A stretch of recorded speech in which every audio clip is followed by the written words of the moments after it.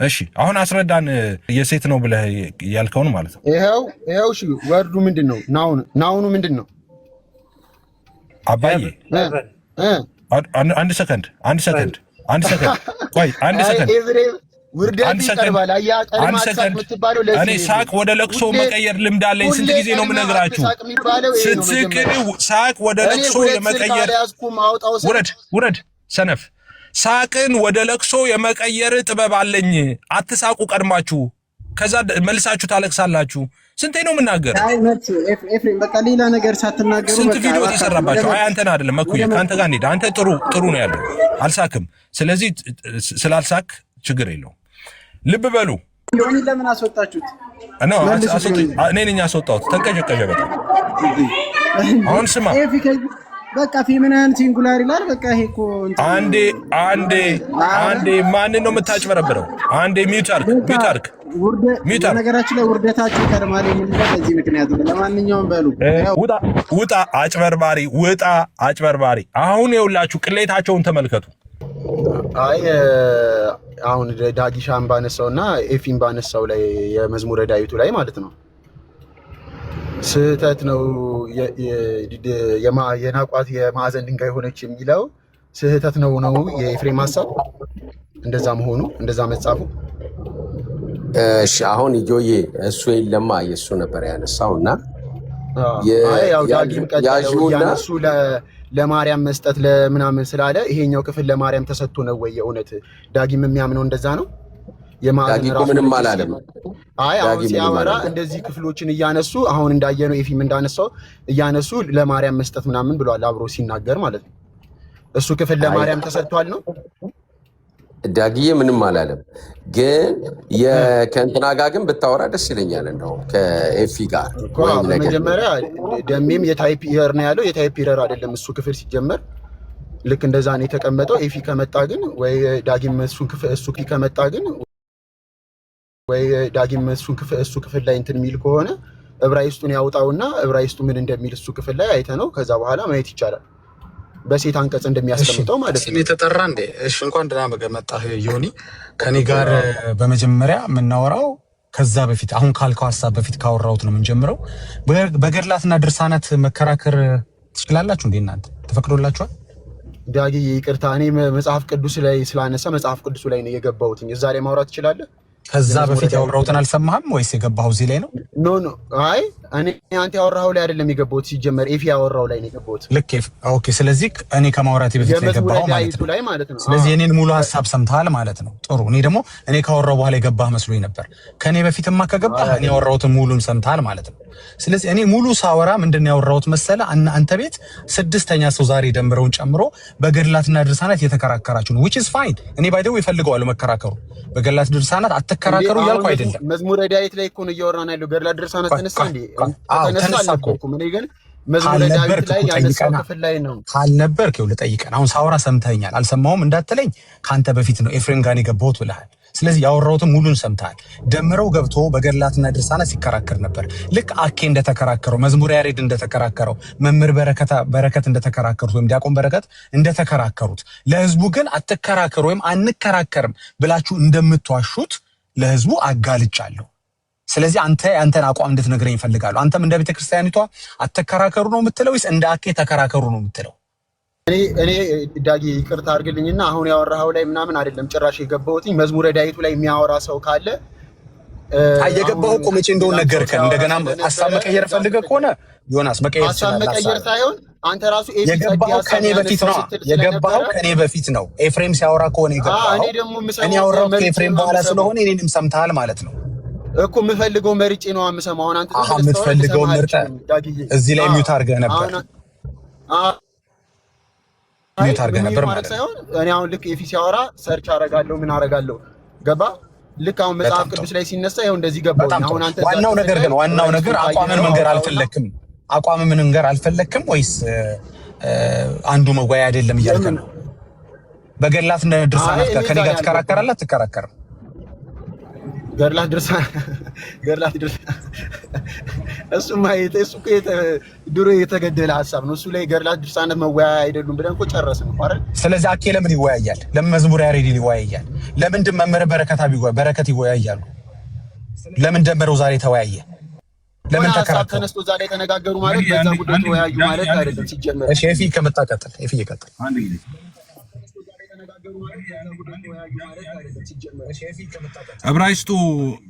ዕብራይስጡ በሴት አንቀጽ ነው የሚያስቀምጠው ብለሃል። ቶሎ ብለህ ክፈተው። ዕብራይስጡ ይሄው አንተ ሁለት ስልክ አለኝ መክፈት ትችላለህ ስትላል ነበር። ባይብል ሃይ ብላ ያወጣውና እንየው። ቶሎ ክፈት። አንተ ማስረጃውን አምጣ። ላሳይ ከፈለክ እየነዳው ነው። ኤፊ በእውነት አንድ ስልክ ነው ያለኝ።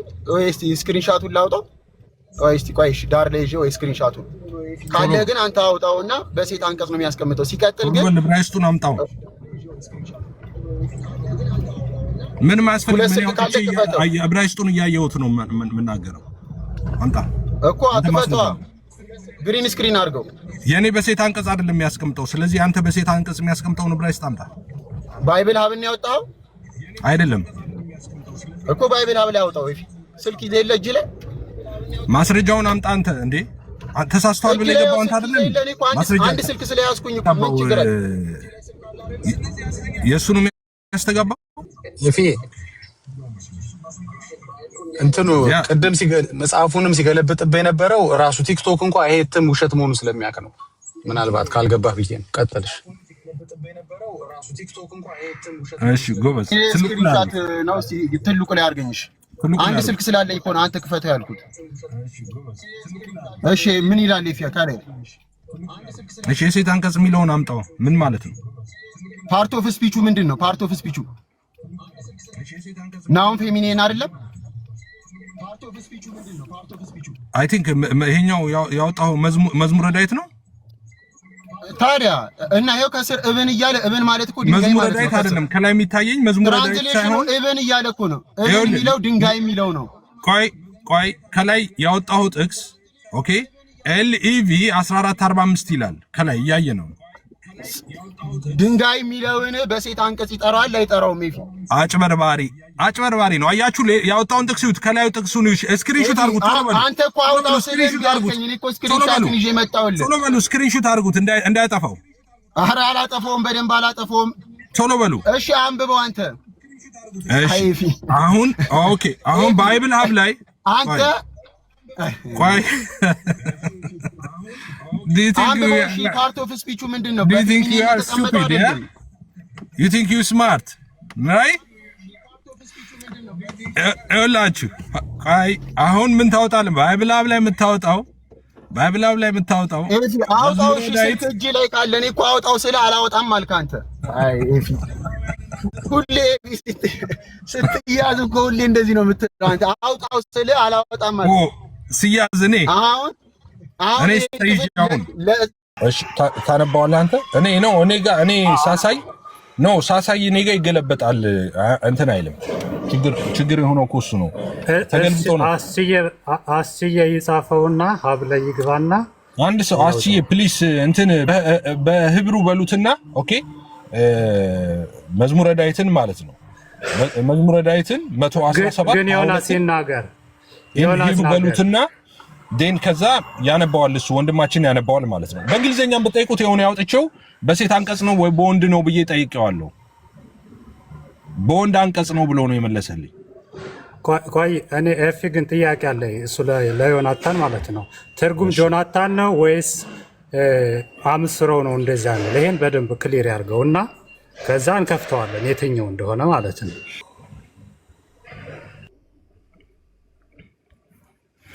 እሺ አስገቡት። ዲያቆን መኩን አስገቡት እየተባለ ነው። ዲያቆን መኩም ካለ ይግባ። ማስረጃውን የሚያመጣ ሰው ነው የሚከፍት ሰው ነው የሚፈልገው። ከዛም እዛው ላይ ማውራት ይችላል ማስረጃውን ካመጣ በኋላ።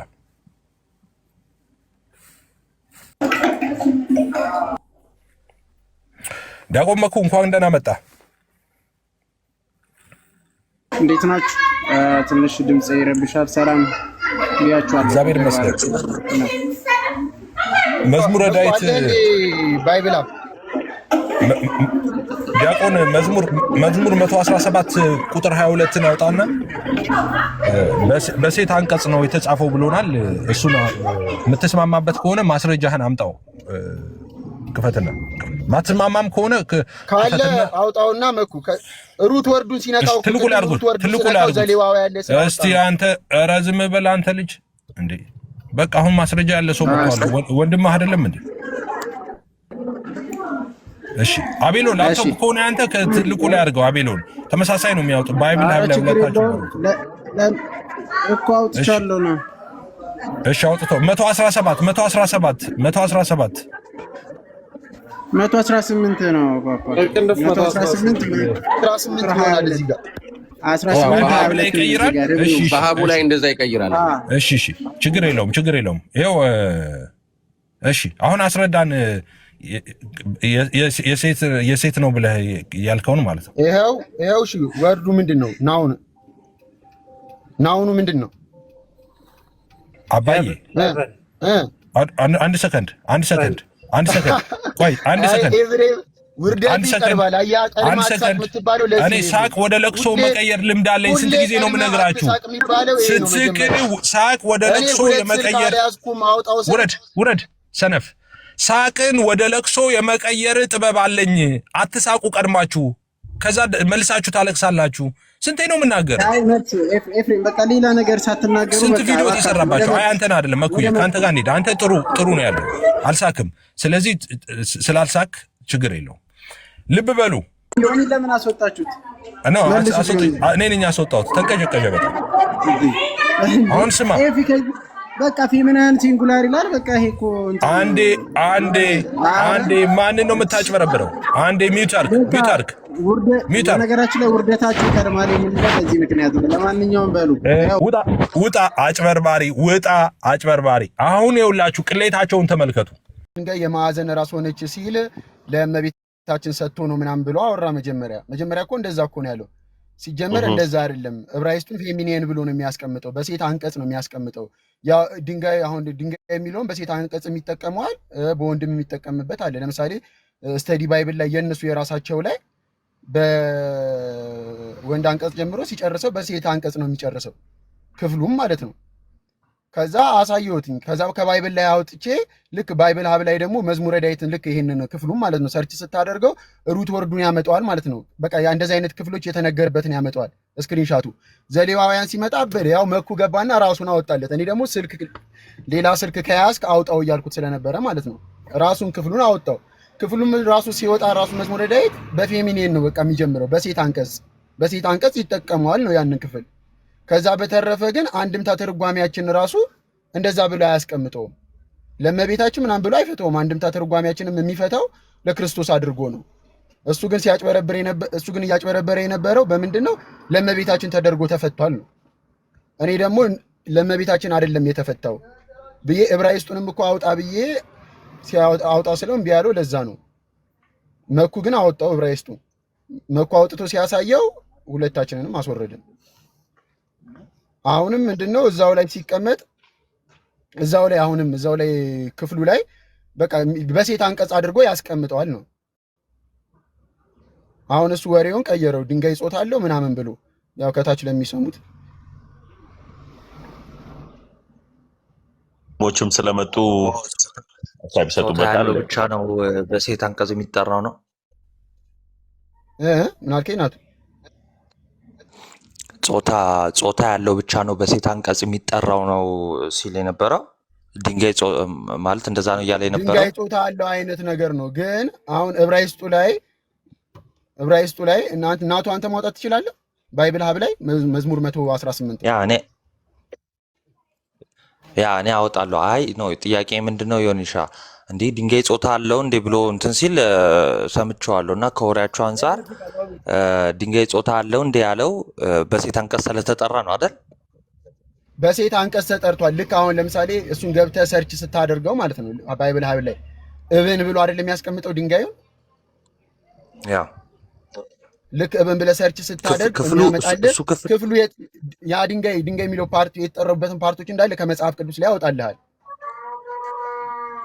ያ እኮ በሴት ስለተጠራ ድንጋይ ጾታ አለው እንዴ አለ አይደለ? ስለዚህ አሁን በኤፍሬም ንግግር ምንድነው ጾታ ያለው ነገር ነው በሴት የሚጠራው እያለን ነው ማለት ነው አይደለ? ጾታ ያለው ነገር ነው በሴት አንቀጽ እንደዛ ከሆነ ዝም ብሎ እዛው ክፍል ላይ ከፍ ብሎ የእግዚአብሔር ምሕረትን በሴት አንቀጽ ጠርቶታል። ጾታ አላት የእግዚአብሔር ምሕረት። ለምሳሌ ኦሪት ዘፍጥረት ላይ ለምሳሌ ሲቀጥል እኮ እዛው ላይ ስለ ሴት እያወራ ነው የሚሄደው።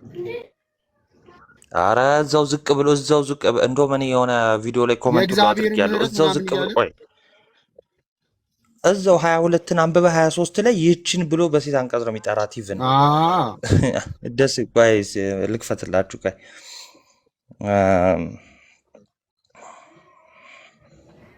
118 ዝቅ ብሎ አንድ አለማንበብ እኮ ነው። እሺ አሁን ለምሳሌ እነሱ ምንድነው ይሄ አሁን የእነሱ እንትን ነው እና ግንበኞች የናቁት ድንጋይ እርሱ የማዕዘን ራስ ሆነ የሚለውን ትርጉም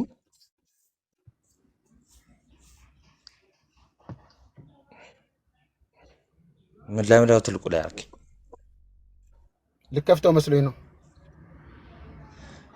እሺ ከፍተው ነው። እሺ ላውራ ሰላም ብያለሁ፣ ግን እንዴት ናችሁ? ቃሎት ያሰማልን ብያለሁ እና እዛው 22 ላይ በቃ ይሄን ከተናገር በኋላ 23 ላይ ምን ይላል መሰላችሁ? እዛው አንድ ቁጥር ዝቅ ብላችሁ ማለት ነው ይሄ አይደለም ያለው ይህች ከእግዚአብሔር ዘንድ ሆነ አይልም፣ ሆነች እና ይህቺ የናቋት ድንጋይ ከእግዚአብሔር ዘንድ ሆነች እያለ ነው። ከዛው ማለት ነው ዝቅ ብሎ ማለት ነው ይህቺ ከእግዚአብሔር ዘንድ ሆነች ይልና ለዓይናችንም ድንቅ ናት ይላል። ለዓይናችን ድንቅ ናት የተባለችው ማን ናት? ጾታ ያላት ነገር ናት አይደለም። አሁን ይሄ ጾታ አለው እንዴ ድንጋይ ምናምን ይሄ እሱ እንትን ነው። ለምን እዛው ከፍ ብሎ ቅድም እንደተባለው ያው መጽሐፍ ቅዱስ እጃችሁ ላይ ያለ ብዬ ነው። እሺ ይሳል ከፍ እንትን ማለለው ማለት ነው 20 ላይ ይህቺ እግዚአብሔር ደጅ ናት ወደ እርሷ ጻድቃን ይገባሉ ብሎ በሴት አንቀጽ ጠራ። ሰምተኸኛልና መድኃኒት ሆነኸኛልና አመሰግናለሁ ካለ በኋላ ኦኬ ቆይ ትንሽ ከፍ ብዬ እንትን ልበል ላንብላችሁ። ቁጥር 16 ላይ የእግዚአብሔር ቀኝ ከፍ ከፍ አደረገችኝ ይላል በሴት አንቀጽ። የእግዚአብሔር ቀኝ ኃይልን አደረገች ይላል። ልክ እንዴት ነው አሁን ቅድም ስትሮንግ ነምበሩን አውጥቶ ያሳያችሁ ዮኒ ስትሮንግ ነምበሩን የኤቨን የሚለውን ስትሮንግ ነምበር አውጥቶ ያሳያችሁ ለምንድን ነው በምን አንቀጽ እንደተጠራ ነው። ያው በሴት አንቀጽ ይላል ባይብል ላይ ሀብ ላይ ግን እንደውም ከዛ ውጪ እኔ ባይብል ሀቡን ቆይ ከፍቼ ላሳያችሁ። ባይብል ሀብ እንደገና የእነሱም ላይ ስተዲ ባይብል ላይ ዮሐዴ እንዴት ነሽ? ዮኒ ቆየ እንዴ ከገባ ይሰማል ዮሐዴ ይሰማል። ዮሐዴ ይሰማል።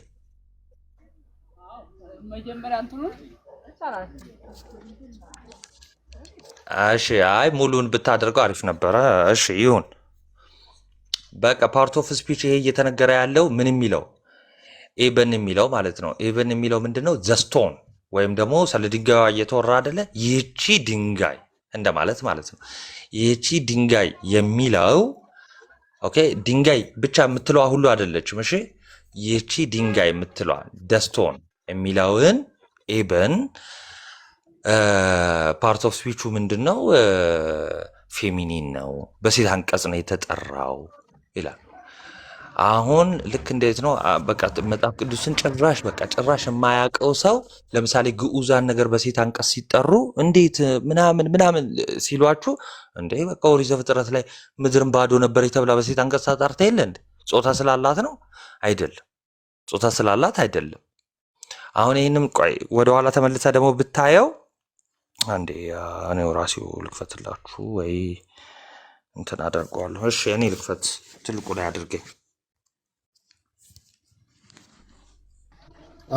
አሁን ያወጣውን እኮ ነው እኔ እዛ ጋር ለኤፍሬም ያወጣውለት እና ልክ ሲያወጣ ዘሌዋውያን ላይ የሚወስድ ቀጥታ ቃሉን ስትሰርች ስታደርገው የሚያመጣልህ በዚህ ቃል የተጠሩትን ስለሆነ እኮ ነው። ትክክል። ስትሮንግ ነምበሩን ይኸው 68 ኢ የሚለውን ስትሮንግ ነምበሩን ሲነካው በቃ ሌዋውያን ላይ ያመጣ ይውላችሁ። እንደዚህ ልክ ሲነካ እሱን ስለሚያመጣ ነው። ሶሪ አንዴ እንደዚህ ሲነካ ከዛን እዚህ ጋር ይኸው እንደዚህ ናውን ፌሚኒን ምናምን ይሌለ ከዛስ እዚህ ጋርስ ለቫቲካስ ይላል። በቃ ምንም እንትን አይደለም። ምንም የለቫቲካስን እንትን እያለ አይደለም። በቃ ሪፈሮቹን እያመጣ ስለሆነ ነው። ቆይ እሱ ብቻ ሳይሆን አሁን ይሄንን ይኸው ደስቶን ዊች እየተወራላት ያለው ደስቶን ወይ ደግሞ ድንጋይዋ ማለት ነው። ይህቺ ተብላ የተነገረላት ምን የተባለው ኢብን የተባለው በምን አንቀጽ ነው? በሴት አንቀጽ ነው የተቀመጠው አለ። እሱ ብቻ አይደለም። ማአሱ የሚለው ሪጀክትድ የሚለው ማለት ነው። ናቋት የሚለው ራሱ በነገራችን ላይ በሴት አንቀጽ ነው የተጠራ ናቋት የሚለው ማለት ነው። ሌዋውያን ላይ ይኸው ሪፈሩን ራሱ ታዩት ማለት ነው። ሌዋውያን ላቫቲከስ 2643 ላይ ለምሳሌ ማውጣት የምትችሉ ወይ እንትኑ ላይ ጻፉት ማለት ነው። ኮሜንት ላይ ጻፉት። በሴት አንቀጽ ነው የምትንቋት ተብሎ የተቀመጠው ማለት ነው። they rejected የናቋት የሚለው የተቀመጠው ማለት ነው። ሶስተኛ has become የሚለው ይሄኛው ሀያታ የሚለው ቲኤኤ መጨረሻ ላይ ታ የሚል ሲጨመርበት ለሴት አንቀጽ ነው የሚሆነው። መጨረሻ ላይ ታ የሚል ከተጨመረበት ለሴት አንቀጽ ነው የሚሆነው። ይህንንም ደግሞ ሪፈር ስታደርጉ ይሄ ቃል የተጠቀመበትን ለምሳሌ ጀነሲስ 1:2 ያመጣልናል። and the earth was without form ለሚለው የተቀመጠው ወይም ደግሞ ምድርም ባዶ ነበረች እያለ ማለት ነው። ምድርም ምንም አልነበረባትም እየተባለ ለሴት አንቀጽ የተቀመጠው ማለት ነው። ስለዚህ ምንድነው ግን አሁን በሴት አንቀጽ መጽሐፉ በሴት አንቀጽ አስቀምጦታል። ቆይ እዚሁ ላይ ተመልከቱ 118:22 ላይ ማለት ነው። ተመልከቱ ይኸውላችሁ የእግዚአብሔር ቀኝ ከፍ ከፍ አደረገችኝ ብሎ በሴት አንቀጽ የእግዚአብሔርን ቀኝ የእግዚአብሔርን ምሕረት በሴት አንቀጽ ጠርቷታል አይደል? የእግዚአብሔር ደጅን እዚህ ጋር ይኸው ይቺ የእግዚአብሔር ደጅ ናት አለ። በሴት አንቀጽ ጾታ ስላላት ነው? የላትም፣ ጾታ የላትም አይደል? ወደ እርሷ ጻድቃን ይገባሉ አለ በሴት አንቀጽ አይደል? ከዛ በኋላ ነው ይሄኛው አሁን እንደው ይሄኛው ትርጉም ምናልባት በብሉይ ኪዳኑ ላይ ስለ ድንጋዩ ትንቢቱ የተፈጸመበት ክርስቶስ ነው። ይሄ ስለ ክርስቶስ የሚያወራ ነው። ክርስቶስ የተናገረውን አመጥቶ እዚህኛው ትርጉም ላይ ስለተቀመጠ እንጂ ቃል በቃል ይሄ መጀመሪያ ሲጻፍ ግን በሴት አንቀጽ ነው ከላይ ጀምሮ እንደመጣው ማለት ነው። እዚሁ ራሱ መጽሐፍ ቅዱሱን ይዘን ስናነበው ይኸው 23 ላይ ይህች ከእግዚአብሔር ዘንድ ሆነች። ይህች የተባለችው ማናት? ለዓይናችንም ድንቅ ናት የተባለችው ማናት? እሺ ቁጥር 24 እዛው ዝቅ ብላችሁ እግዚአብሔር የሰራት ቀን ጾታ አላት በእነ ኤፍሬም ባለ ጊዜ ይህች ናት። ሐሴትን እናድርግ በእርሷም ደስ ይበለን ይላል። እግዚአብሔር የሰራት ቀን ጾታ አላት እያሉ ነው። ላይክ በእነሱ እንትን ከሆነ አርጊውመንት ከሆነ ማለት ነው። ስለዚህ ክፍሉ በቃ ምንም ይሄ የሚያጣላም አይደለም። ግን ክፍሉ ለማን የተነገረው ነው? በቃ ለክርስቶስ ነው የተነገረው። እሺ ለክርስቶስ የተነገረ ነው። በቃ የማዕዘን ራስ ምንድነው? የማዕዘን ራስ ሁሉም ድንጋይ መሆን ይችላል? አይችልም አይደለ? ሁለት ግድግዳዎችን የሚያጋጥም ማለት ነው። እና የማዕዘን ራስ ሁሉም ኮርነር ስቶን መሆን አይችልም። ሁሉም የማዕዘን ያሏችሁ ድንጋዮች እንዳለ ተሰብስበው የማዕዘን ራስ መሆን አይችሉም። መመረጥ አለበት፣ ልዩ መሆን አለበት ከሌላው ድንጋይ ማለት ነው። አሁን የማዕዘን ራስ ቲዎሪ ይሄ ነው። ሁሉም መሆን ስለማይችል ሁሉም አዳኝ ነው አይደለም። ክርስቶስ ብቻ ይሆናል ማለት ነው። እሺ ሁሉም ቤዛ መሆን አይችልም። ሁሉም ብሉይንና አዲሱን አይሁድንና አህዛብን ኃጢአተኛውና ጻድቁን ሊያጋጥም አይችልም። እና ይህን ሊያደርግ የቻለ ማን ነው? ክርስቶስ ነው። ለዛ ነው የናቋት ድንጋይ። ለዛ ነው ሐዋርያ ሥራ ላይ ይህን ይጠቅስና እናንተ ንቃችሁ የሰቀላችሁት ሐዋርያ ሥራ ምዕራፍ 4 ላይ በቃ እሱ የማዕዘን ራስ ሆነ ይላል።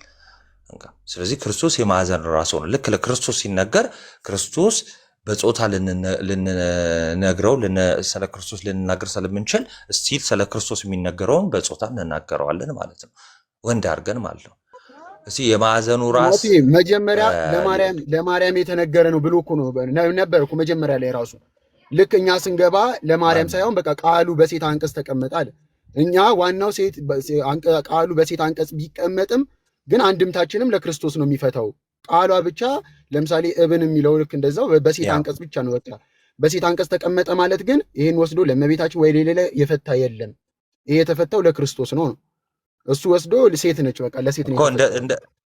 እንደዛ ከሆነ ከላይ ያለውን እንደዛ አድርጎ ነው የሚፈታው ማለት ነው እሱ ራሱ ከላይም ከስርም። ለምሳሌ የእግዚአብሔር ቀኝ ከፍ ከፍ አደረገችኝ የእግዚአብሔር ደጅ ተብላ የተጠራችው ይቺ ቀን የተባለችው ማርያም አድርጎ ነው የሚፈታው። እንደዛ ከሆነ ራሱ ላይ አለ ባይዘው ይሄ ማለት የራሱ ትርጉም ላይም አለ።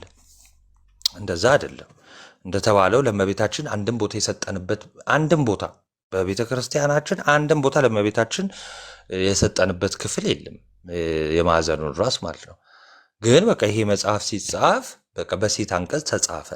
አይ እንደው ለምን በሴት አንቀጽ ተጻፈ አንልም። እንግዲህ ተጻፈ በቃ ከኦሪት ዘፍጥረት ጀምሮ በሴት አንቀጽ የተጻፉ ብዙ ነገር አለ። የእግዚአብሔር ምሕረት በሴት አንቀጽ ተጽፏል። ሀገር በሴት አንቀጽ ትጻፋለች። ኢየሩሳሌም፣ ምሕረቱ፣ ምድር እነዚህ ሁሉ ድንጋይን ጨምሮ በቃ በሴት አንቀጽ ይጻፋሉ። ያ ማለት ግን ለማርያም ነው ማለት አይደለም። ነሰሰርሊ እያንዳንዱ ለማርያም ነው ማለት አይደለም። በሴት አንቀጽ ሲጻፍ በቃ ይሄኛው ክፍል በሴት አንቀጽ መሆኑን ማሳየት እንችላለን። ከዛ ግን ለክርስቶስ እንደሆነ ደግሞ ትንቢቱ ተፈጽሞ አይተናል። አሁን ምንድነው ማድረግ ያለባቸው? የኔ ልክ እንደዚህ ሲሉ ኦኬ ትርጉሙ ብቻ ሳይሆን አንድምታውን ወይም ደግሞ ኮመንተሩን አውጥቶ ይሄ እስቲ ለዚህ ብላችኋል ብሎ መናገር ነው። ይሄ ዝም ብሎ ክስ ነው። አሁን የሰለቸን ነገር በቃ እንዲሁ ዝም ብሎ ኦርቶዶክስ ላይ በቃ ያለምንም እውቀት ዝም ብሎ ክስ ነው የሚሰለቸው፣ ያስጠላል። ኤኒዌይስ ሲቀጥሉ ደግሞ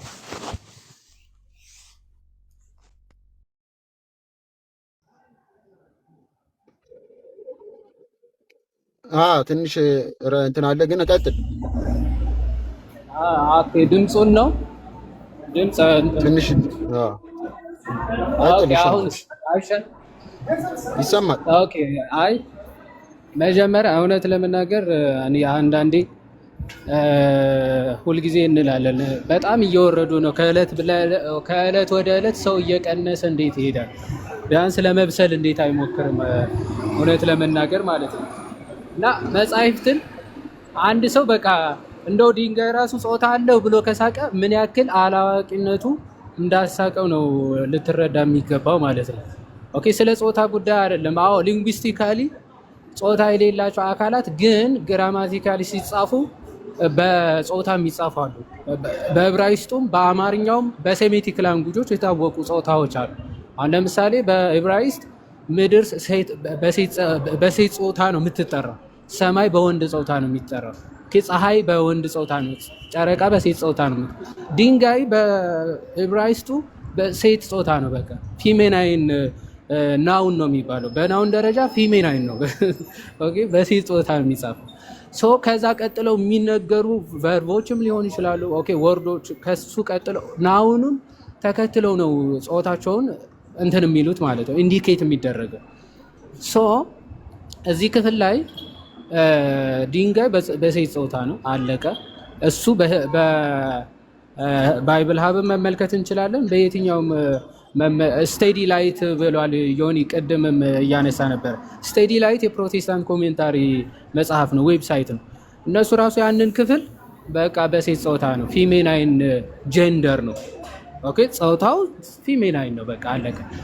ፊሜናይን ስለሆነ ጀንደሩ ግን ባይ ኔሴሲቲ ለሴት ነው እየተነገረ ያለው ማለት ግን አይደለም። ለምሳሌ መጽሐፈ ምሳሌ ምዕራፍ 8 ከቁጥር 22 ጀምራችሁ ጥበብ ስለ ጥበብ የሚናገርበት ክፍል አለ አይደል?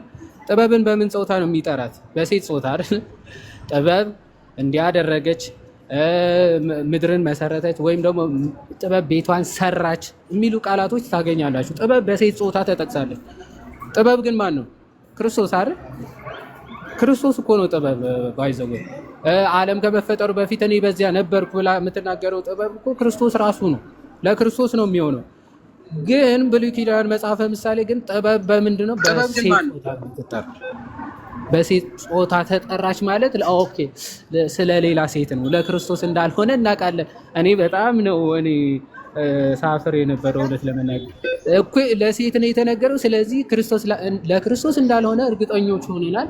ማነች እቺ ሴት እያሉ ሲናገሩ ስለሰማሁ ጥበብ በሴት ተጠርታለች። ኦኬ ለክርስቶስ አይደለም ማለት ነው፣ ምክንያቱም በሴት ጾታ ስለተጠራ። ይህን ያክል በቃ ውርድ ማለት እኔ አይሮን ነው። ኦኬ በጣም አስቸጋሪ ነው። እና ስለዚህ አንቀጹ ኢንዲኬት የሚያደርገው ይሄ ጾታ የጀንደር ነገር ሳይሆን ጾታ የሌላቸው ነገሮች ራሱ ወይዘር ፊሜናይን ወይም ደግሞ ማስኩላይን ተደርገው በቋንቋ ደረጃ ሊጠሩ ይችላሉ። ምድር አሁን ለምሳሌ ቅድም በግፍ ተሞላ ሳይሆን ተሞላች ነው የሚባለው በዕብራይስጥ። ኦኬ በአንዳንድ ቋንቋዎች ደግሞ በወንድ ጾታ ሊጠራ ይችላል ምድር ማለት። ሶ ኢትስ ናት አባውት ኤ ጀንደር ኢትስ ኤ ላንጉጅ ማለት ነው። የቋንቋ ጉዳይ ነው የሚሆነው ማለት ነው።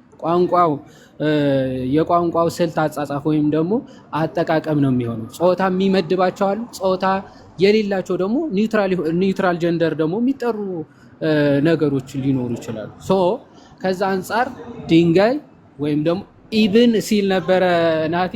እብን ነው የሚባለው። እብን ሴት ጾታ ነው። ሶ ከሱ ቀጥሎ የሚነገረው ሁሉ በዛ ጾታ ነው፣ በናውኑ ጾታ ነው እየተጻፈ ወይም ደግሞ እየተነገረ የሚሄደው ማለት ሰው የናቋት ነው የሚሆነው።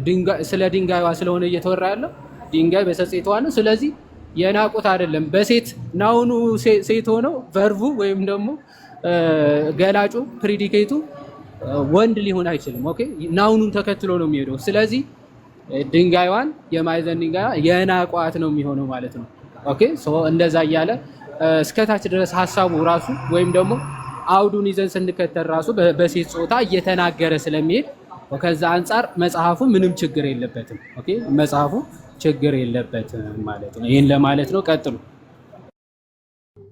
ቃሌት ያሰማልን ያለ ጋዲ ጋይስ ምን እንትን ላይ እንትን ማፍሰስ ያው ርዕሱን በእርግጥ በተነሳው ቶፒክ ላይ ድንጋይ የሚል ቃል አለና ያው ግብርን ስለሚገልጽ እንደዚህ አይነት ነገር ላይ ውሃ ማፍሰስ እኮ እንደው የሆነ የከንቱ ልፋት ነው። ያው ውሸታቸው እናንተ ናቸው ሁሌ ስለሆነ ምንም ያው ጠፍቶ ነው እኮ አሁን እኮ ጠፋ። ስለዚህ ህትመት ላይ ነው፣ ህትመት ላይ ጥያቄ እየተነሳ ስለሆነ እሱም ደግሞ ያው በስርዓት ወንድሞች እንደመለሱት በደንብ ተብራርቶ ተመልሷል። ኤኒዌይ ስለዚህ ባይሆን እኔ እንደውም አሁን ናቱም ዮሐዴም ዮኒም ቅድም ገብተ በስርዓት ግልጽ ነው ሐሳቡ። ሰው ለዚህ ይሄን ለማድረግ አሰባችሁ ነው ተብሎ ሰው አይከሰስም።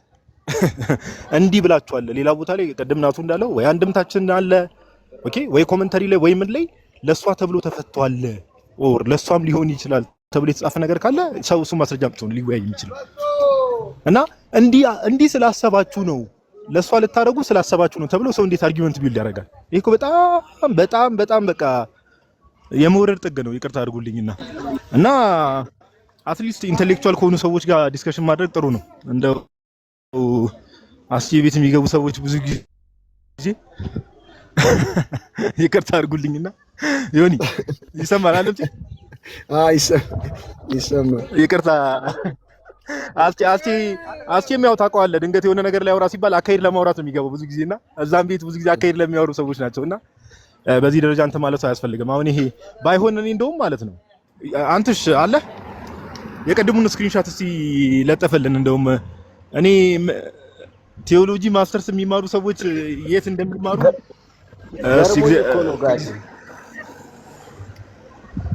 እስቲ የተነሳውን ሐሳብ አልሰማሁትኝም ነበረ፣ ግን አሁን እንደተረዳሁትኝ የቃላት ትርጉም ላይ ነው።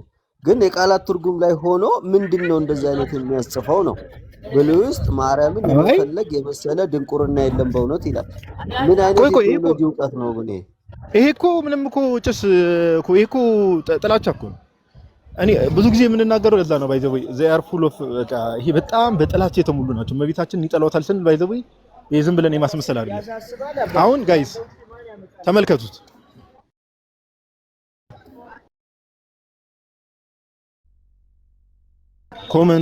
ኮመንቱን አይታችሁ ከሆነ ብሉይ ውስጥ በእውነት እንግዲህ አሁን ማን ደንቆሮ እንደሆነ እናያለን ከታላቅ ይቅርታ ጋር ጋይስ። እስቲ ሁላችሁም አትሊስት እኔ እኮ ምን አይነት አሁን ይሄን ኮመንት የጻፈው ሰውዬ ጋይስ በደንብ አስተውሉ። ኦኬ ይሄን ኮመንት የጻፈው ሰው ማስተርስ ቴዎሎጂ በሉትራኑ ዘንድ ማስተርስ ቴዎሎጂ እየተማረ ያለ ሰው ነው። ግን እኔ እንደውም ትምህርቱን ቢያቆም ይሻለዋል። ዲግሪ ጨርሶ ማስተርስ እየተማረ እዚህ ደርሶ እንደዚህ አይነት ኮሜንት ከሆነ የሚጽፈው ቢያቆም። እንደው ወንድማችን ኢዮስ እየሰማኝም ከሆነ እንደው አቁም፣ በቃ ትምህርቱም አቁም። ምንም ትምህርቱም አልጠቀመም። ማስተርስ ድረስ መጥተ ምንም የጠቀመ ነገር የለም። ኦኬ ብታቆም፣ ትምህርቱንም ብታቆምና ማንም ሰው አንድ ክርስቲያን አይደለም ተውት፣ ይህ ክርስቲያን የሆነ ሰው አንድ ሙስሊም የሆነ ሰው ሐሳብ ስጥ ብትሉት ድንግል ትጸንሳለች ወንድ ልጅም ትወልዳለች ስሙንም አማኑኤል ትለዋለች የሚለው ምን አንተ ሺህ ጥቅስ ምን ላይ ነው ያለው? አዲስ ኪዳን ላይ ነው እንዴ? ወይ ምን አልከው? ስሜን ስጠራ ነው የሰማው።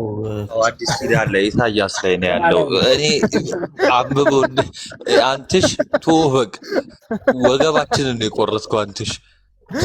ቀጥል ጋር ግንባሩን ያውጣል አንተ ስለሆነው ግንባሩን ያውጣል። ቤት ጋድዬ ነው ደግሞ ያለው እንጂ የምሬን ከመኝታ ቤት ነው የመጣሁት። ስሜን ሰምቼ እንደውም አሁን ጥሩት ለዮሲያስ ይሄን ላይቭ ሼር አድርጉለት ቶሎ በል። አሁን መጥቶ ይቅርታ ሳይጠይቅ እንደውም አንለቀውም ለጻፈው ነገር ራሱ ያለ እውቀት ስለሆነ ማለት ነው። ቶሎ ሼር አድርጉለትና እስቲ ወንድሞች ሐሳብ ስጡበት። ይሄ አሁን ከእንደዚህ አይነት ሰዎች ጋር እንዴት ነው የምንወያየው? ራሱ እኛ እኮ አፕዴት ማድረግ አለብን መሰለኝ፣ ወይ ዕብራይስጥኛ ምናምን ተለማምደን ከይሁዲዎች ጋር መወያየት መጀመር አለብን መሰለኝ። ናቱ በጣም ከባድ እኮ ነው ደግሞ እንዳልከው ይሄ ማስተርስ ምናምን እማራለሁ ያለ ምናምን በቃ ዋቴ ናቸው ታውቃለህ። በአካል ምናምን ያጋጠሙኝ አሉና እኔ ምን እንደሚማሩ ራሱ እግዚአብሔር ያውቀው። እውነት ለመናገር ከሆነ አስበዋል ማስተርስ ለመማር ማለት ነው። ስለ መጽሐፍ ቅዱስ ሳትማር የትኛውም እንኳን ማስተርስ አይደለም ዲግሪ ላይ ሁሉ አለ እኮ ገና የመጀመሪያው ላይ ማለት ነው። እኔ አንድ ቻሌንጅ ላቅርብ። የሰንበት ተማሪ ቀዳማይ ከነሱ ኤምኤስሲ ከያዘ ጋር ዲቤት ቢያደርግ የኛ ይበልጣል ብዬ አምናለሁ። ማለት ዲቤት ብቻ አይደለም ካሪኩለሙ ራሱ የኛ ይበልጣል። የቀዳማዩ ጭራሽ ካሪኩለም ያወጣውማ ተው አንተ ደግሞ። እኔ እኮ አስተማሪዎቹ ራሱ ይበልጣቸዋል እያልኩ ነው። ካሪኩለም ማውጣት እኮ ትልቅ ነገር እኮ ነው። ትቀልዳለህ? አረ በጣም የሚገርሙ ናቸው ክርስቶስን። አሁን ይሄ ኮመንት ሰማናቱ ሰው ቲክቶክ ላይ አንድ ወር ሳይሞላው 17 ይሳሳታል። ከባድ እኮ ነው። በአንድ ወር 13 ቀን የቀረው አስበዋል። ረበኝ እመቤቴ ሼር አድርጉለት ይሄን ላይቭ ግን እኔ እንደው በቃ እንደው ወይታቸውን እየሰማም ከሆነ እኔ አንተም ቦን የሆነ አካውንት ምናምን ዘግቼ የሆነ የጸሎት ጊዜ የጥሞና ጊዜ ወስዳለሁ። ወዳጅ እንዴ ደግሞ ቃሉን ጋዲ አሁን ኤፍሬም አይፈረድባትም። ታዲያ ድንጋይ ጾታ አለው ወይ ብላ ብትቀልድ አይፈረድባትም። ኤምኤስሲ ያላቸው እንደዚህ የሚጽፉ ከሆነ በጣም ስታነጻጸርማ ዘማሪዋ በጣም እንትን ናት፣ የተሻለች ናት። እንዴ በጣም ዘማሪ ሶፊ ከባድ ቴዎሎጂያን ናት። ከባድ ቴዎሎጂያን ናት እሷ።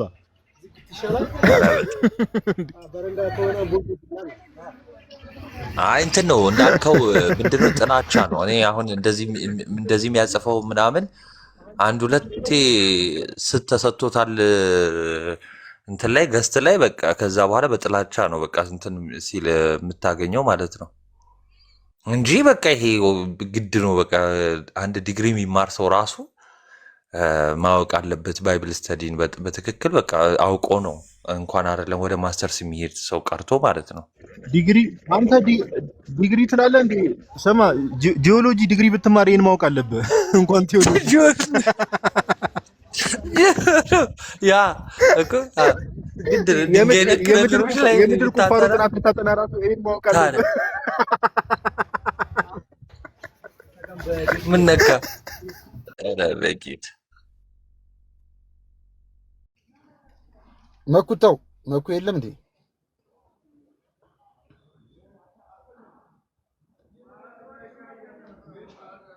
መኩ አንድ ዕብራዊ ሰው እየፈለገ ነው። በአካል አመቱ አስመሰክረዋለሁ እያለ ነው።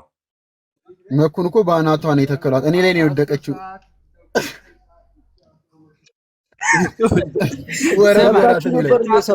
ልታብራራ ማይኳን ስትከፍት ታች ነች። እንዴ እኔን ከፈጠፈጠኝ በኋላ መኩን ከስር ላካል ላይ ነው የወደቀው። መወያየት ሁላ ደረጃ ደርሳችሁ ነበር እንዴ? ታዲያ ገብተን እኮ ነው አንድ ሲሉን እኮ እንዴት ማስተማር ነው እንጂ ማስተማር ጀምራ መኩ ልክ ለታራ ስትለቃ አይ እኔ እኮ ዘግይቶባቸው ነው ፖዞ ነውባቸው መስሎት ይመቻቸው ብቻ። ኤፊ ደግሞ ድንጋይ ከመቶ ዲኖ በሴት አንገት የተጠራቸው አለ ጭራሽ እኔ እዛ ስብስባቸው ራሱ እኮ ድንጋይ ጾታ አለው ብሎ በሳቅ ወደቀ። ቀንስ ጾታ አለው ጭራሽ ኤክስፔክት አላረገም ማለት ነው ይፈጥ ጭራሽ እንደዚህ ይፈታል ብቻ ብሎ አይደለም እንጂ ዮሐዴ በቃ ጭራሽ ብሉይ ኪዳኑን ዞር ብለው አያዩትም። ጭራሽ ማለት ነው ማለት አያውቁትም። የመዝሙረ ዳዊቱ ልክ ሲወጣ ማለት ነው እሱም ፌሚኒን ነው የሚለው ልክ ሲያየው ማለት ነው። ከዛ ፌሚኒን ብሎ ጸጥ አለ ረጅም ሰዓት ጸጥ ሲል እኔም ሳኩኝ። ከዛ ሳቅን ወደ ለቅሶ የመቀየር ጥበብ ስላለኝ ትንሽ ተረጋጋ እኔ የባሰ ሳኩኝ። ማርያምን እኮ በእሱ ቤት እኮ ቀየረው እኮ አወርዷችሁ አወረደንና ቀየረው። ያ በጣም እያለቀስን አይደል? በጣም ጉራ ነው የሰለቸን። እኔ እኮ ለቅሶ ምንድነው ሳቅ ወደ ለቅሶ የመቀየር ጥበብ አለኝ ምናምን። ተቋርጠሽ ነው ዮሐዴ? ያወራኝ ነው ዮሐዴ? ተቋርጠሽ ነው ያወራኝ? ተቋርጠሽ ላይ ነቃት እኮ በእናትህ ምናምን ብላ እዚህ ያለ አንድ ልጅ ልክ ላወራ ስል እየደወለ እኮ አስቸገረኝ። እና ምናምን ላይ ነው ቆቅ ያለሽ አንስተህ አንተሽ በቃ በጣም ነው በቃ አሳዘንከን። አይ ዝም ብዬ ለጨዋታ ነው እባክህ። አይ የምር መኝታ ቤት ነበርኩ ልጆቹን እያስተኛውና በቤት እየጠረኩኝ ነበርና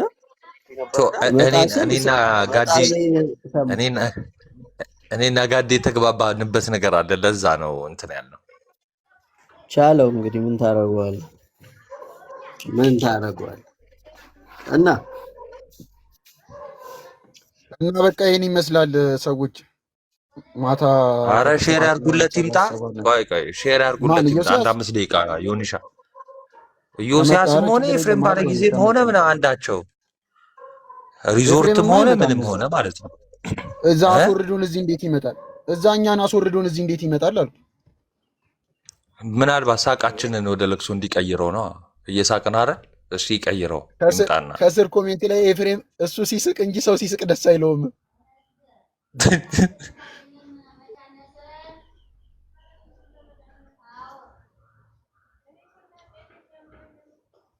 ለኤፍሬም ሼር አድርጉለት ከመጣ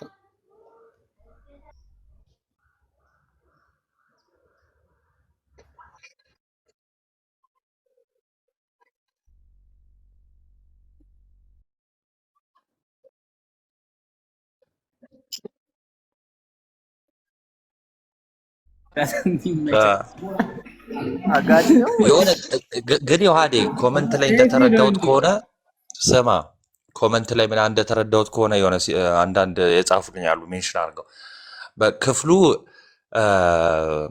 ልበ አምላክ ዳዊት ሲናገረው ወይ ደግሞ መዝሙረ ዳዊት ላይ ያለው ክፍል ስለ ማዕዘኑ ራስ ስለዛ ድንጋይ የተነገረው በቃ ቀጥታ ስለ ክርስቶስና ስለ ክርስቶስ ነው። በቃ ምንም ለሌላ የሚሰጥ አይደለም። እሺ በቃ ያንን ያዙ።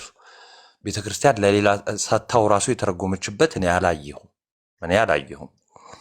እሺ ስለዚህ በእንደዚህ ታገላል ያስመስሉ እኮ ነው የተገባው እንጂ ክፍሉማ በቃ እንደዛ ነው። አይ ቲንክ የሆነ ሰው እንደዛ ነገር ብሏል መሰለኝ። እኔ አላቅም። እሱ ኮመንት ላይ እንደጻፉልኝ ነው። እነሱ ስለማያውቁ ነው፣ ተዋቸው። ስለዚህ ምንድነው በቃ ለመቤታችን ምናምን የሚባል ነገር የለም፣ ለክርስቶስ ነው የተሰጠው። በቃ አጻጻፉ ግን በሴት አንቀጽ ነው። አጻጻፉ ላይ ያለው ማለት የሚችል ካለ ግን መግባት ይችላል።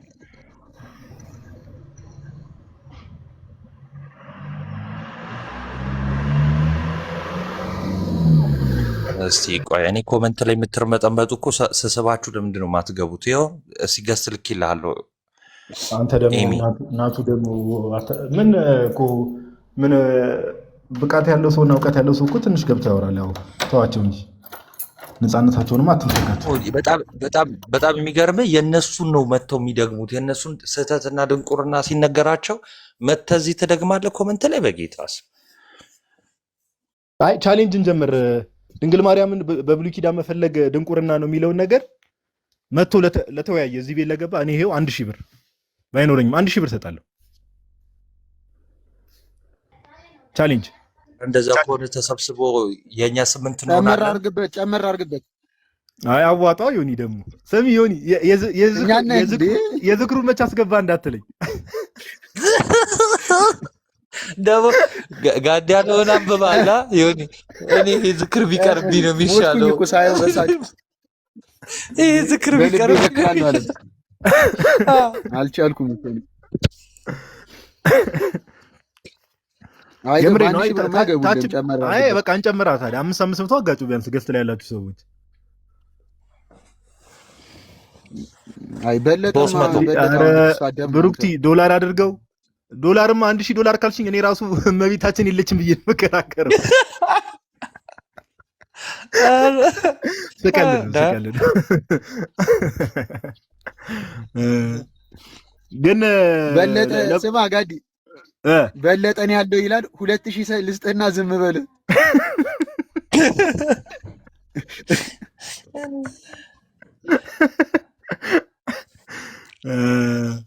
አይ ለማንኛውም እንትን ኦቨርኦል እንድታውቁ ፕሮቴስታንቱ ያለ እውቀት ነው የሚያወራው። በቃ እንድታውቁ ያለ እውቀት ነው የሚያወሩት። ቅድምም የተባለው ነገር መዝሙር 118 ላይ ያለው ሐሳብ ግልጽ ነው። በቃ ወንድሞችን በደንብ አብራርተውታል። ምንም በቃ ዝም ብሎ ፎልስ አኪዩዜሽን ባይ ዘ ዌይ ናት። እኔ አንድ ማስተውለው ነገር ምን እንደው ታውቃለህ ፓፓ፣ ይሄ ህሊናቸው ማለት ነው ይወቅሳቸዋል። እውነት ውስጥ እንደሌሉ ይነግራቸዋል። እውነት ጋር እንደሌሉ እውነት እነርሱ ጋር እንደሌለ ይነግራቸዋልና ከዛ ለራሳቸው የሆነ አይነት ውሸት መናገር አለባቸው። አይ እዛ ውሸት ነው የሚለውን ነገር እንትን ለማለት ገብቷል አይደል? ጌሙ ግን ያ ባይ ዘ ዌይ እንደዛ እኮ ነው። ማይንዳቸው ላይ ነው በጣም እንትን የሚልባቸው ጭንቅላታቸው ላይ ሰላም አይሰጣቸውም። እና ኦርቶዶክስ ጋር እንደዚህ አይነት ውሸት አለ እያሉ ለራሳቸው ይነግሩና ከዛ ያንን ውሸት እንደ እውነት ይዘው ራሳቸውን አለ አይደል በቃ አይ እዛም ውሸት ነው ያለው እያሉ ራሳቸውን ይሸውዳሉ። ባይ ዘ ዌይ ፋክቱ ይሄ ነው። ትክክል። ወንድማችን ኢዮስያስ እባክህ እንዳይለመድ ሰሞኑን ስንት ጨምቀን አሰጣን። እባክህ ወዳጄ ዛሬ ደግሞ ኮሜንት ላይ ትጨመቃለህ። እንደው አንተ አይሰለችም እንዴ? ገስት ላይ መሮ ኮሜንት ላይ ኧረ በጌታ ባይዘዌ ማለት ነው። ኢዮስያስ ፌስቡክን እንደ መሐመድ ቀሚስ ነው እየተጠቀመበት ያለው። እዚህ የሆነ ነገር ይላገጥበታል፣ ይጨመቃል። ፌስቡክ ላይ ሂዶ በቃ ይደበቃል። እዛ ማን ነበረች የዋህዴ የመሐመድ ሚስቱ አይሻ ከሊኝ ያላት ማለት ነው። ሂዶ ፌስቡክ ላይ ሰው በጽሁፍ ብቻ ላናገረው ስለሚችል በቃ እዛ ሂዶ ከልሉ ከድጃ እንደ ሁለቱም ታቱብኛል በሁለት ሰዓት ማለት ነው 2000 ምናምን ሰው ነው ላይክ የሚያደርግለት። አይገርምም እንዴ? ስኮላር እኮ ነው የጴንጤ ምን ሆናል? አረ አንተ ትናንት ያየሁት ላይክ ትክክለኛ ነው አይደል? በሁለት ሰዓት 20 ምናምን ላይክ። አረ በደንብ አለ። አረ እኔ አይ ለራሴ ነው 20 ደረሰ። ሁለት ነበር እና ላይኩን አባስተሽ ነው ጋዲ 2000 አርሰ እንዴ? አረ አይደለም እኔማ ሙድ እያስኩ ነው። ቃላጋ ነው እንጂ 2000 አርሰ ወዳጅ 2000 አይቶ አያውቅም እኮ ሁለት። እኔ በጣም አሳዘነኝ። እስቲ አንተ ስክሪንሾቱን ለጥፈው እስቲ። እኔ በሁለት ሰዓት ከላይኩ ሰዓቱ ይበዛል። ስማ ከላይኩ ሰዓቱ ይበዛል። አረ መምህር ኢዮስያስ የሚባለው ወዳጃችን ነው እኮ ብሉይ ኪዳን ውስጥ መምህር በረከት ኮመንት ላይ ጽፈው ነውና ምን ተባለ መምህር ብሉይ ኪዳን ውስጥ ማርያምን መፈለግ ድንቁርና ነው ብሎ ኮመንት ላይ ጽፎ እኮ ነው። ይኸው መምህር ኢዮስያስ የሚባለው ወንድማችን ያው ኮመንት ላይ ስክሪንሾት አንትሽ የለጠፈው ማለት ነው። እስቲ ቆይ መምህር ላስገባቸው እኛም ዘመን እንበልና ግን እንደው ወንድማችን ዩሲ በ2 ሰዓት 21 ላይክ እና አንድ ኮሜንት ከምታርክ ሐሳብን ለምን በውስጥ አትይዘው? አረ ደውሎ ይንገራቸው እንጂ ለሀያው ሰው ደውሎ ይንገራቸው። ሰላም ሰላም ብያለሁ። መምህር ይቀጥሉ። እንኳን ደህና መጡ። እንዴ መምህር እንዴት ነው? እንኳን ደህና መጡ። የሄሬኒዮስ ሪካፕቹሌሽን ቲዮሪ ተካደ ማለት ነው። አረ በጣም እንዴ ሴቲቷ የተባለችው በሴቲቷና ሙሉ ነው እንጂ ሙሉ በቃ ብሉይ ኪዳን እመቤታችን ከሌለች ክርስቶስ ከማን እንደሚወለድ ነው የተነገረው። ክርስቶስ በየት በኩል እንደሚመጣ ነው የተነገረው። ታዲያ በጣም ነው የሚገርመው። ኢዮስያስ እንዴት እንደዚህ ይላል? ብዙ እንዳስተማረ ብዙ እንዳገለገለ ሲናገሩ ነበር እኮ ፕሮቴስታንት ቤት። በጣም ደግሞ የሚገርመው ኦኬ ቀጥል። ከዚህ በፊት ጴንጤ ስለነበር ማለት ነው የዛ ተጽዕኖ አሁን ሉተራን ሆኖ ራሱ በጣም ነው እየጎዳ ያለው ይሄን ሰው። የሚታየኝ ነገር ይሄ ነው። ሁሌ ችግር ሲፈጠርበት ወይ ጴንጤ ውስጥ ነው እየሄደ የሚደበቀውና ይሄን ያህል ጥላቻም አያስፈልግም። ትንሽዬ ብቻ ገልበጥ ማድረግ ነው የሚያስፈልገው መጽሐፍ ቅዱስ። በጣም ነው የሚገርመው። ኢቭን ዘርን እግዚአብሔር ዘርን ባያስቀርልን ኑሮ እንደ ሰዶም በሆን እንደ ገሞራም በመሰልን የሚለው ከእስራኤል የሚቀሩት ሪሚናንትስ ክርስቶስ በኋላ የሚወለድባቸው እሱን የሚቀበሉ ሚሽኑን የሚቀበሉ ሪሚናንት ስለነሱ የተነገረ ነው። እመቤታችን ከዚያ ውስጥ የለችም እያለን ነው።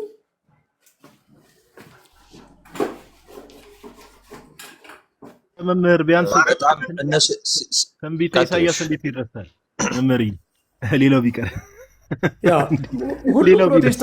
ሁሉም ፕሮቴስታንት የሚስማማበት ነው። አሁን ይሄ ዘርን ባያስቀርልን የሚለው የእስራኤል ሪሚናንት ወደ አዲስ ኪዳን የገቡ ክርስቶስን የተቀበሉ ለሱ መሸጋገሪያ የሆኑ ሪሚናንቶች ራሱ አሉ።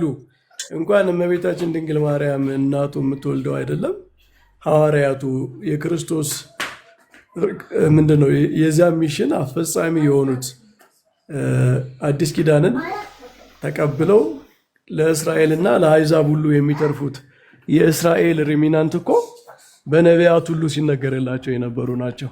ድንግል ማርያምማ ደግሞ የዚያ ሴንተሩ እኮ ነች። እንደ ከሷ የበለጠ ለክርስቶስ መምጣት ማን ያበረከታል?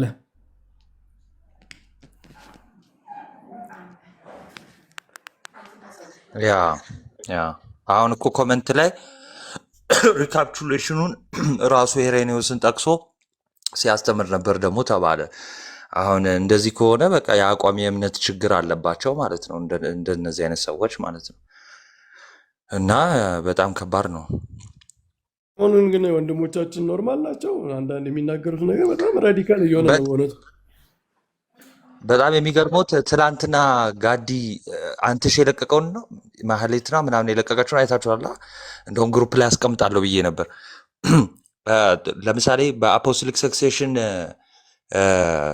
ተሳስታለች ሲሉ የነበሩ እና በዋናነት ሲመራው የነበረው እንግዲህ ወዳጃችን ከሆነ ጊዜ በፊት ምን ብሎ ነበር? በቃ ኦርቶዶክስን ልትጠይቁም ልትከራከሩ ማትችሉባት ጠንካራ ነገር አላት፣ አንደኛው አፖስቶሊክ ሰክሴሽን ነው ሲል የነበረ ነው። ምን አይነት እንደው የአቋም መዋዠቅና እንትን እንዳለባቸው እግዚአብሔር ያውቀው በእውነት። እና የሚያሳዝኑት ደግሞ ከስራ ያሉት ናቸው፣ ሾርት ሚሞሪ ናቸው ማለት ነው። ብሉይ ኪዳን ውስጥ ድንግል ማርያምን መፈለግ ድንቁርና ነው የሚለው ኮሜንት አይደለም በኦርቶዶክስ በካቶሊክ ምናምን አይደለም። እኔ በፕሮቴስታንት ኖርማል ቴዎሎጂ ራሱ ሊባል የሚገባው ንግግር አይመስለኝም። እንደው ጤነኛ የሆኑት ሰዎች በአዲስ ኪዳን ያለው ነገር ሁሉ በብሉይ ኪዳን መነሻ የለውም፣ ከብሉይ ኪዳን ያልተንደረደረ ነገር አለ፣ በድንገት በአዲስ ኪዳን ብቅ ያለ ነገር አለ ብለው ካመኑ እኮ ምንም ኢቭን ከፕሮቴስታንት ቴዎሎጂ ራሱ እየወጡ ነው። አሁን እኔ ሳየው ኢቭን ከሜንስትሪም ፕሮቴስታንት ቴዎሎጂ ራሱ እያፈነገጡ ነው። እስድሮስ አክሰፕት እያደረኩ ነበር ለምን መግባት እንዳልቻል ባይዘወይ መምህር ካልተሳሳትኩ ኦገስቲን እንግዲህ እነሱ ብዙ ጊዜ ለእምነታችን ራሱ ይጠቅመናል ብለው የሚጠቅሱት ወዳጃችን ሉትራን እንደመሆኑ ንግስቲቱ የወርቅ ልብስ ተጎናጽፋና ተሸፋፍና በቀኝ ትቆማለች የሚለውን ባይዘው እኮ ለድንግል ማርያም ነው የሚሰጠው ራሱ ሲቲ ኦፍ ጋድ የሚለው ጽሑፉ ላይ ሊቁ አውግስጢኖስ ራሱ እንደ ምን ጥንታውያን አባቶች በአጠቃላይ በብሉይ ኪዳን ውስጥ የእመቤታችንን ምሳሌ ከድንግል ማርያም ድንግል በድንግልና ትወልዳለች የሚለው ለማን ሊናገሩት ነው ታዲያ? ለማን ሊሆን ነው? እነ ፕሮክለስ በደንብ ራሱ በጣም ከብሉይ ኪዳን እንትን እያሉ እንዳለ ሰጥተዋታል። ኧረ ይሄ በጣም ጽንፍ የሆነ በጣም ራዲካል የሆነ አካሄድ ነው በእውነቱ። ከዚህ እንኳ ተመለሱ ነው የምንላችሁ። ይሄ ለኦርቶዶክስ አይደለም ለፕሮቴስታንትም ቴዎሎጂ አያስኬድም።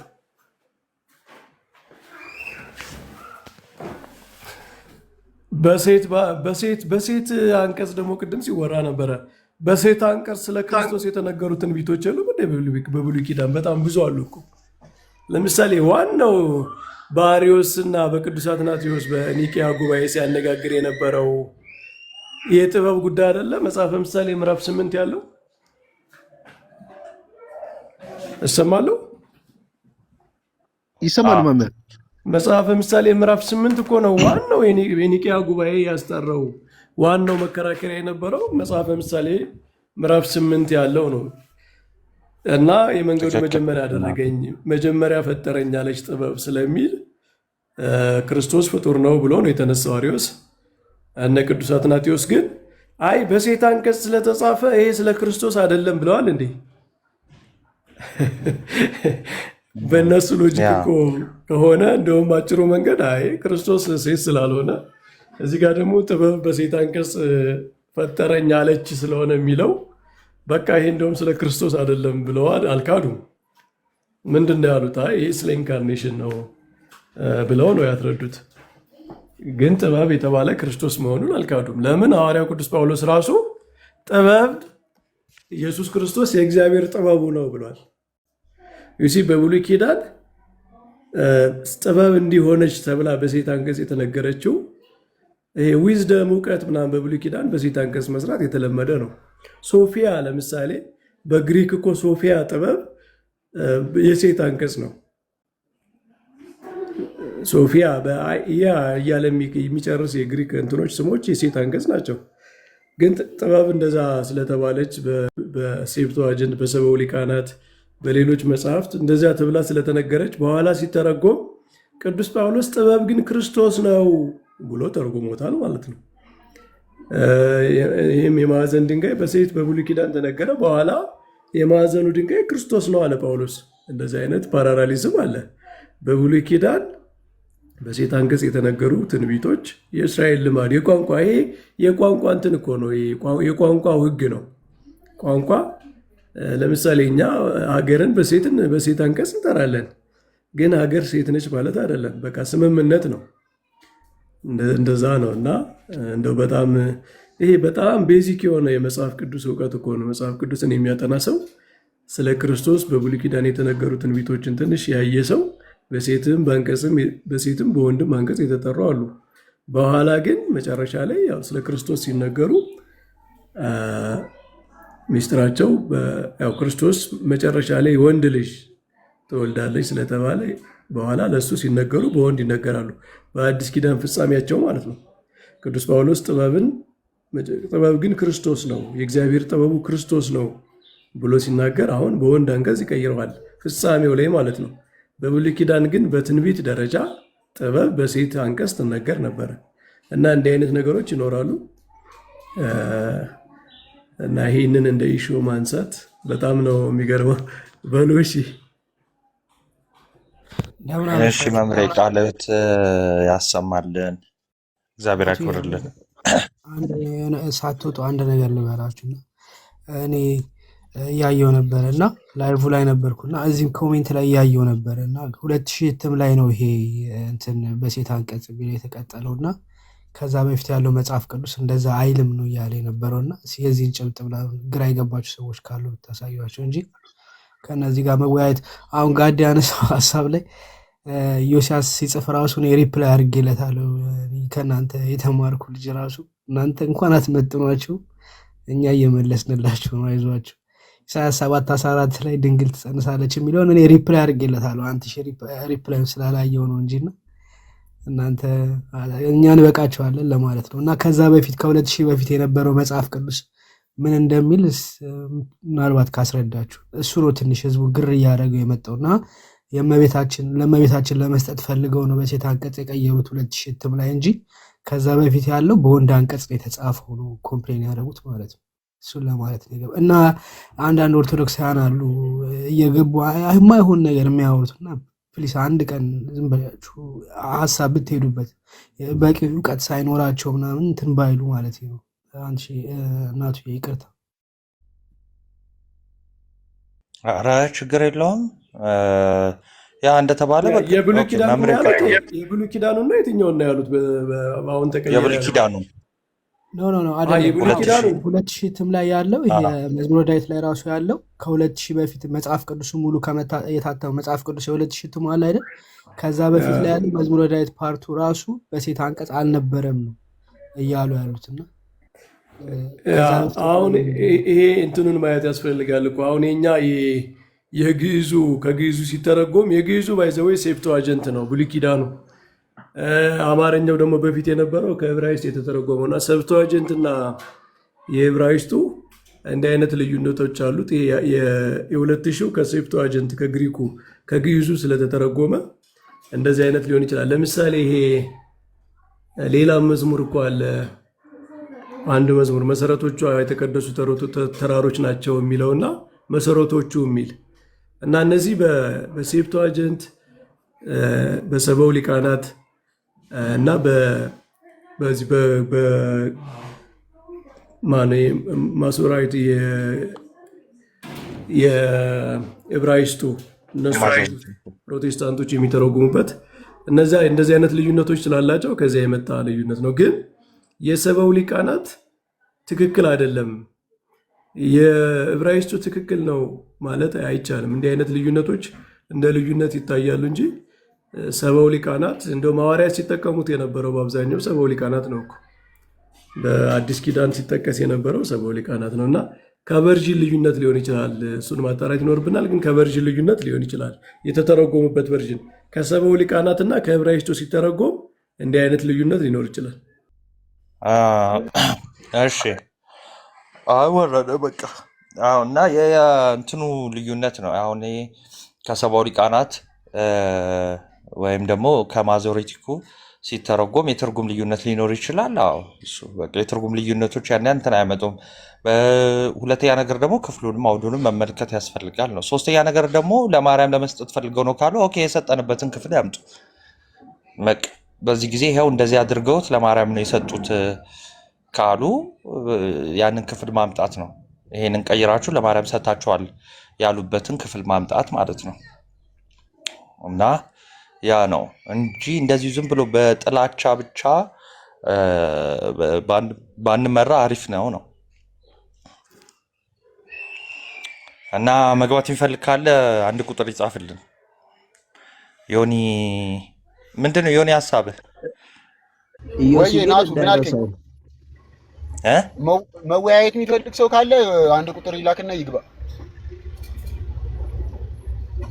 ኢዮሲ ግን እንዳይረሳው ይሄን ቃሉን በገባበት ቤት ነው የምንጠይቀው።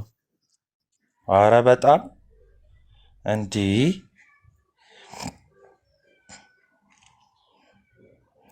ምንድን የሚባል ነገር አለ መሰላችሁ? በፍልስፍናው አንድ ሰው በውይይት ልክ ሲሸነፍ ማለት ነው፣ ልክ ውይይቱ ሲያበቃ ስድብ እና ዘለፋ ምናምን የተሸናፊው መሳሪያ ነው ይባላል። እና እንደዛ አይነት ነገር ነው አሁን እያየንባቸው ያሉት ማለት ነው። አንድ እንቁርና ነው እንዲህ ነው እንዲህ ነው። እዚህ ታሪክ ውስጥ ከገቡ በቃ የሽንፈታቸው እንትን ነው። እንዲህ መግባት ይፈልግ ካለ ገስ እቀበላለሁ።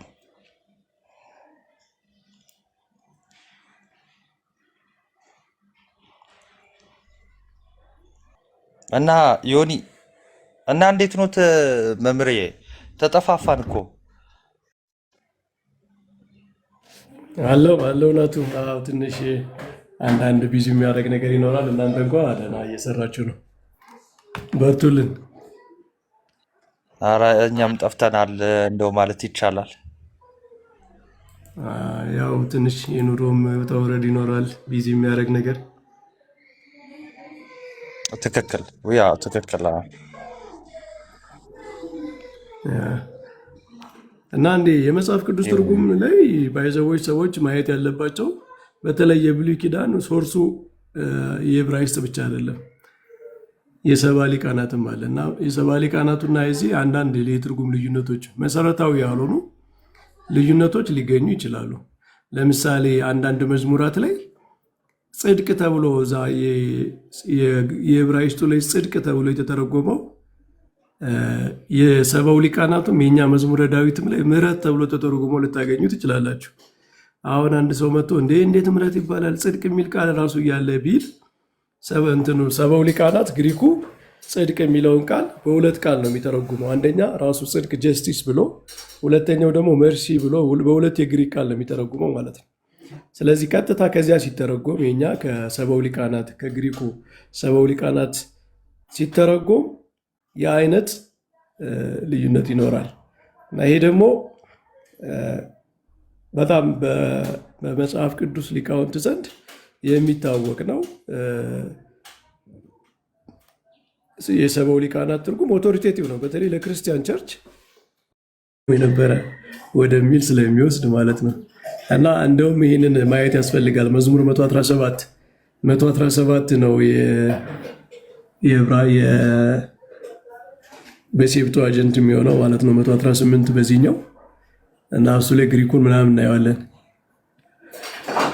ግን ቤዚካሊ ግን እንደ ሄርሜኔቲክስ እንደ መጽሐፍ ቅዱስ ትርጉም ምንም ልዩነት አያመጣም። ምክንያቱም ስለ ክርስቶስ በሴት አንቀጽ የተነገሩ ብዙ ትንቢቶች ስለነበሩ ድንጋዩ በሴትም ሆነ በወንድም ሆነ ተነገረ፣ ዋናው የማዕዘን ራስ ክርስቶስ ነው ተብሎ በአዲስ ኪዳን ተተርጉሟል።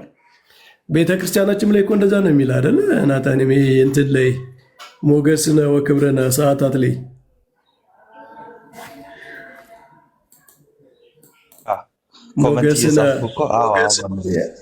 ሞገስነ ወክብረነ ውእቱ ኢየሱስ ክርስቶስ እብነ ሕይወት ርዕሰ ማዕዘንት ነው የሚለው። ሞገሳችንና ክብራችን ይሄ ሰዓታት ምስጋና እንግዲህ ቤተክርስቲያን በየቀኑ የምትለው ነው። ሞገሳችንና ክብራችን እርሱ ኢየሱስ ክርስቶስ ነው፣ የሕይወት ድንጋይ የማዕዘን ራስ እሱ ነው፣ እሱ ኢየሱስ ክርስቶስ ነው ብላ ነው የምታመሰግነው ማለት ነው። እና እንደዛ ነው በሉ ወንድሞች። ዛሬ ሰንበት ነው፣ እረፍትም ሊሆን ይችላል። ደህና እሺ መምህሬ ቃልት ያሰማልን።